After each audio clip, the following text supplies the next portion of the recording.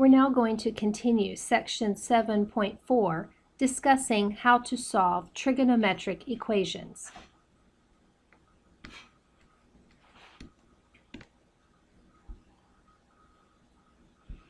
Let's begin with our first example. Our example asks us to solve the equation sine x is equal to cosine x in the interval from 0 to 2 pi. There are several ways that we can approach this problem. One of those ways is to look at the graph of both the sine and the cosine and see where these graphs intersect. Let's take a look at that first. So if you look at the graph on the screen, you can see that the sine curve is in green and the cosine curve is in purple. We can see a point of intersection here, and that is the point at pi over 4, halfway between the 0 and the pi over 2. And we can see a second point of intersection here, which is going to be halfway between pi and 3 pi over 2, so that would be 5 pi over 4.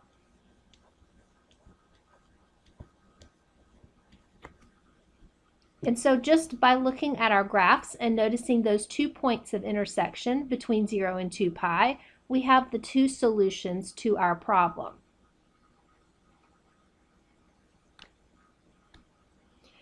If we wanted to solve the problem algebraically, we could take our function sine x and take the other side, which is cosine x. And one option that we have would be to divide both sides of the expression by cosine x. We know that sine over cosine is equivalent to tangent. That is one of our identities. And cosine over cosine would be equivalent to 1. And so then we simply have to ask ourselves, where is tangent equal to 1? We know that tangent is positive in the first and third quadrant, so we're going to have two answers. We know either from memory or from our chart of exact values that tangent x is equal to 1 at pi over 4 in the first quadrant. Again, we also know that we're going to have a third quadrant answer. So let's determine what that other answer is going to be. Remember that your pi over 4 is going to be the angle that comes right up the middle of the first quadrant. And if we reflect that angle over into the third quadrant, we would have the angle extended down. And so this is the other angle that we're looking for. And we know from our unit circle that that would be the angle 5 pi over 4. So again, you can solve the expression algebraically this way, or you can solve the expression graphically as we looked at in the beginning. All right, let's try a second example.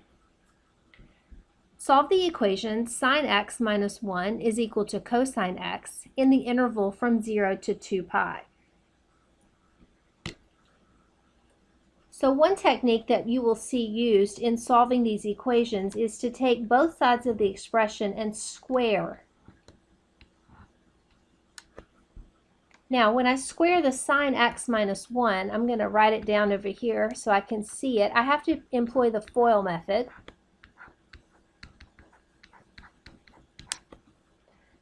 And so we'll multiply sine x times sine x for the first times the first. That's going to give me sine squared x. When we multiply the outside terms, we're going to have negative 1 sine x. Multiplying our inside terms will give me another negative sine x. And multiplying our last terms, we'll have negative 1 times negative 1, giving me a positive 1. Cosine x squared is just going to be written cosine squared x.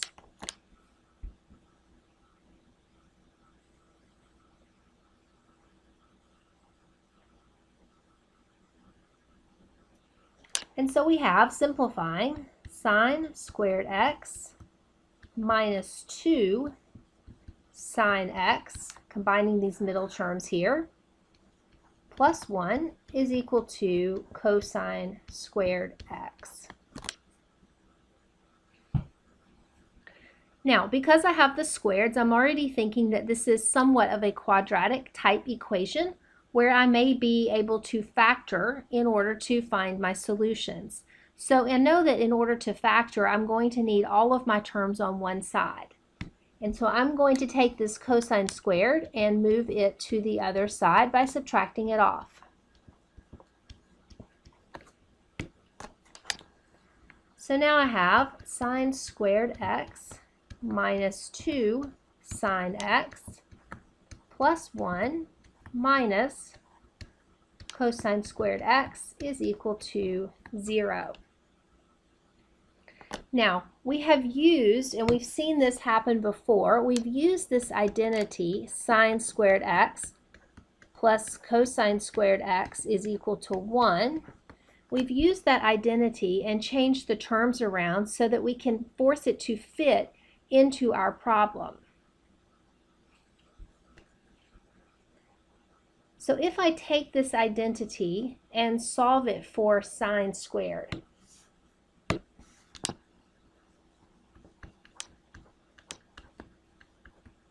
this would mean subtracting this cosine squared from both sides.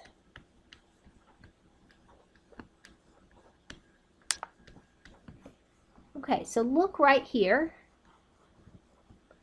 and compare it to over here. And so we see that that is equivalent, and so I can substitute in place of this, I can substitute in this sine squared x. So let's do that. So I'm writing my first two terms down as they are, and then I'm going to make that substitution. So I'm going to say plus sine squared x. So now I can combine my sine squared with my sine squared, making 2 sine squared x minus 2 sine x. Now again, my goal is to try to get this factored. And so I'm going to look at what I can pull out, what is common to both terms. I see that we have a 2 that is common to both terms. And there's also a sine x common to both terms. So I'm going to factor that to the front. So taking a 2 sine x out of a 2 sine squared x is going to leave me a sine x. Taking a 2 sine x out of a 2 sine x is just going to leave me a 1. And so now I have two terms that I can work with. I have the 2 sine x and I have the sine x minus 1. So let's set both of those terms equal to 0 and see if we can find our solutions. So for 2 sine x is equal to 0, I'm going to first divide both sides by 2. So I'm looking for places where sine x is equal to 0. Remember that we are limited with one rotation around the unit circle, so we only want to look from 0 to 2 pi. And so we know that sine x is equal to 0 at 0 and at pi. And I know that based on my graph, I can draw a quick sketch of the sine graph, and I can see that it's at 0 at these 2 points. It's also 0 at 2 pi, but 2 pi is not included in my interval. So 0 and pi would be the two solutions that would come from that equation. Now I'm going to take the second factor, the sine x minus 1. We'll set that equal to 0. We'll solve it by adding 1 to both sides. And where is sine x equal to 1? We can see again from our graph that that's happening at the pi over 2.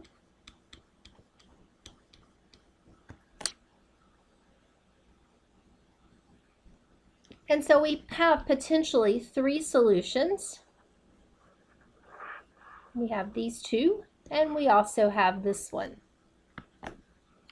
Now, you always want to check your solutions to make sure that they actually meet the criteria of the original problem. And so if I do that, you will see that the 0 is not actually a solution to this, and we will end up excluding it. I will show you real quick how to check that, just to show you how it does not work. So if I plug a 0 in for the original problem for the x's. Now, not the squared version, but the original problem that we were given. We know that sine 0 is 0, so we have 0 minus 1. Cosine 0 is 1. And so this does not represent a solution, but the other two, when checked, will work. Okay, so let's look at one additional example.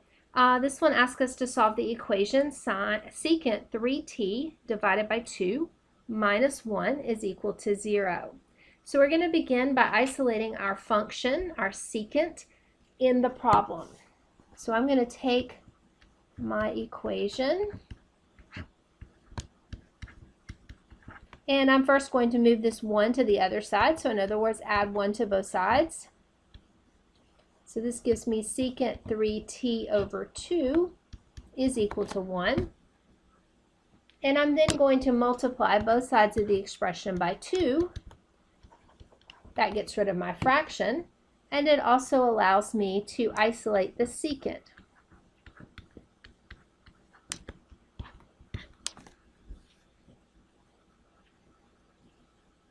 Now, in order to solve this, what we want to do is think for a second about places where secant is equal to 2. So in other words, I'm going to kind of ignore the 3t for just a second, and I'm just going to ask myself, where is secant, and we'll just change out the variable so we don't get confused, where is secant x equal to 2?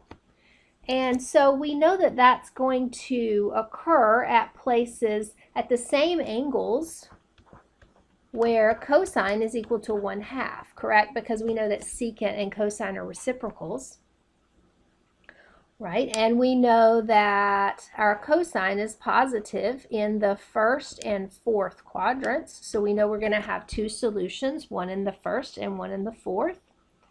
And so from our chart of values, or from memory, we know that cosine is equal to 1/2 at pi over 3. That's going to be my positive in the first quadrant. And it's also going to be the same angle in the second quadrant, but instead of rotating up, we're going to rotate down. So we would also have negative pi over 3 as a second potential solution.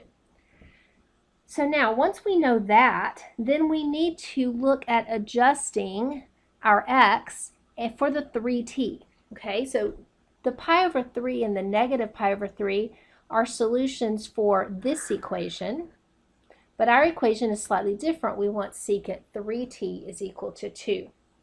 And so what we need to do is we need to figure out how to make the 3t in the original problem equal these solutions that we came up with for our secondary problem. So I'm going to go ahead and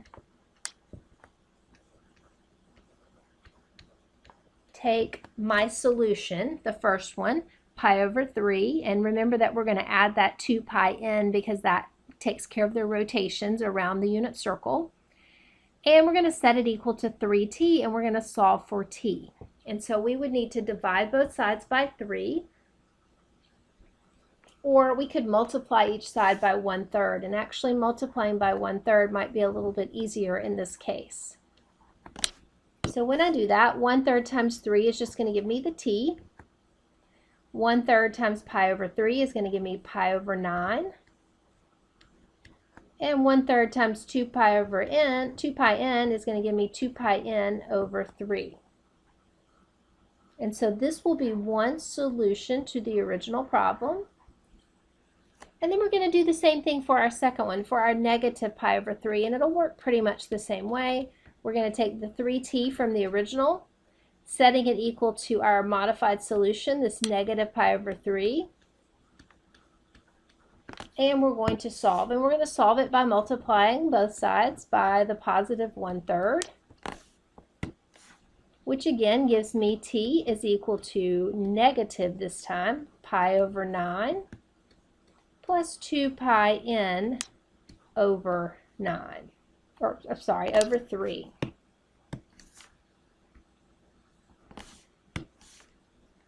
And so this will be our second set of solutions to our problem.